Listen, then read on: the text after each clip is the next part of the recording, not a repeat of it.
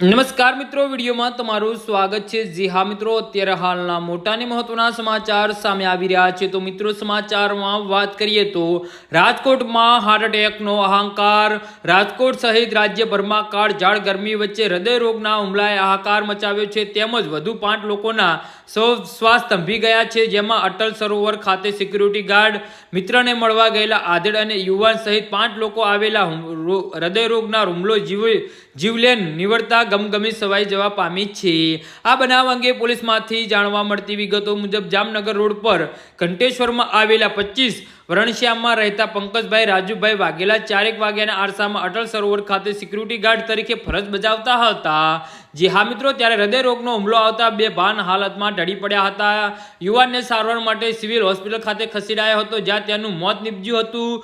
યુવકના મોતથી 2 પુત્રીઓ પિતાની છત્રછાયા ગુમાવતા પરિવારમાં શોકની લાગણી પસરી ગઈ છે। જી હા મિત્રો, તો આના વિશે તમારું શું કહેવું છે તો નીચે અમારી કમેન્ટ બોક્સમાં જરૂરથી જણાવજો અને અમારી યુટ્યુબ ચેનલને સબસ્ક્રાઇબ કરવાની ભૂલતા નહીં। ધન્યવાદ।